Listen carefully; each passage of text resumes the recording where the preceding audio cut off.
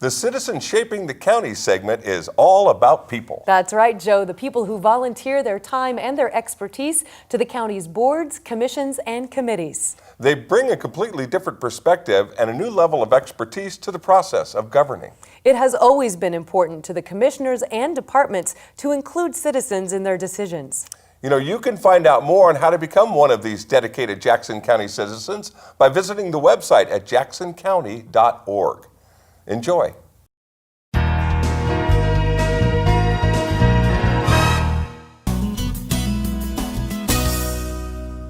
Hello, I'm Bill Mance with Jackson County Close-Up. We have the pleasure today to spend some time with Eric Geyer, the director of our Jackson County Community Justice Department. So I know one of the things that has played a great role in the community is the Public Safety Coordinating Council. So what role does that group of people and what are the people that are really represented in that organizational structure? Right. The Public Safety Coordinating Council, or PSCC to save us some time going forward, is one of those groups that really helps make sure that all the pieces are working together. And that's the most basic way I could describe it. It's a required entity in our county by the state in terms of how we distribute our Community Corrections Act money. So it does serve a regulatory function in terms of making sure that there's community input on how these processes work. It also serves as an avenue where we can look at different public safety issues within our community in a collaborative, multidisciplinary way. And I think it's important to note that the makeup of this group does have law enforcement. The sheriff's there, the chief of police for Medford's there, the jail commander is there, Oregon State Police is there, Beth Heckert is there, our district attorney. So the law enforcement side is definitely represented. There's also the head of the public defense, so Doug Engel is there. The trial court administrator, Bob Klecker, is there.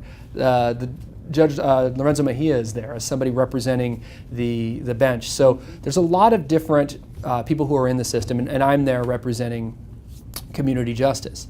But then there's also people who represent different municipalities and government agencies. Danny Jordan is on this committee. You're looking at the mayor of Ashland.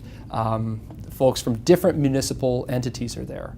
We have folks from SOU on this committee. So there's Lee Ayers and Dave Carter representing kind of an academic approach towards the criminal justice system. And then there are citizens at large who represent folks who had an interest in making a difference, in providing insight, in learning more to help make those decisions. So we're very fortunate to have citizens as well. But again, there's a huge piece to this that we haven't mentioned yet, and that is the victim. And so victim services are represented on a number of different ways, both through CASA and through Community Works on our board, to make sure that we're looking at this piece. Health and Human Services is there, treatment is there, as well as the coordinated care organizations. So I hope I've painted a broad picture for the public safety. Yeah, it is a big group. But again, the purpose is to find those areas where we all have a common interest, see if there's an opportunity to provide a coordinated intervention or response, and just track these things over time. So it's always one of those things where as we're setting up the agenda, we're trying to get enough input that we have really timely discussions in this group over what our community's seeing and how each of our pieces plays into that. Yeah. So how often do you guys meet? And so, right. Yeah. It's a monthly meeting. Okay. And it goes over lunch, so you got to make sure you eat beforehand. But it's a vibrant meeting, and we often call on community experts or state experts to come in and tell us about what their program is. April was Child Abuse Prevention Month, and so we had folks from CASA, the Children's Advocacy Center, a person who specializes in child abuse crimes from Medford Police was there, as well as the Family Nurturing Center.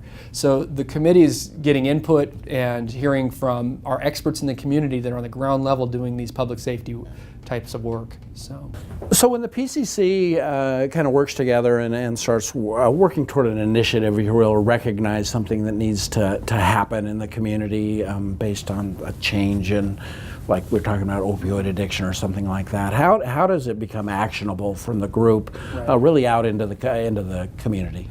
Well, I think it's one of those things where we get enough people in the same room, we're identifying a problem that we've seen, and then certain agencies will take the lead on that and say, hey, that is something that we can help with, and we'll serve as the point on that. Then the work and coordination happens outside of that room. We looked at mental health in terms of seriously and persistently mentally ill individuals in our community. both the human toll of that in terms of how much suffering they were doing, and then the systems toll from the emergency room towards law enforcement response, towards the jail, towards missed appointments everywhere else. And that's where we really tried to start focusing and coordinating on that population. And after that, some other very talented and innovative folks, Judge Greif and others, started to step up and say, what about a mental health court?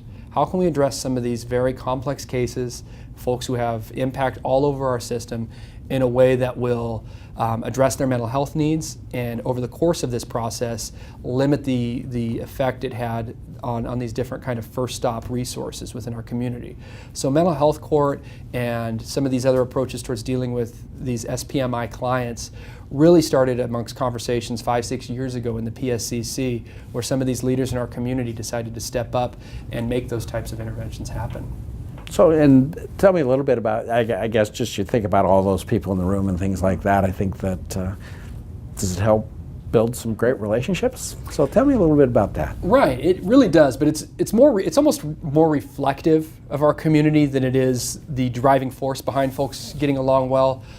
Commissioner Strasser gets to this meeting from Jackson County, and it's just kind of a very organic and natural collegial feeling in there, despite the fact that you have the sheriff, county commissioner, a lot of folks, the district attorneys in that. The general sense is one of collaboration, and folks are just at the table to say, how can we help? How can we find ways to work better? So I think it's reflective of our community as a whole in terms of people getting along and being willing to work well together, and that's probably one of the reasons it's an effective group at the end of the day.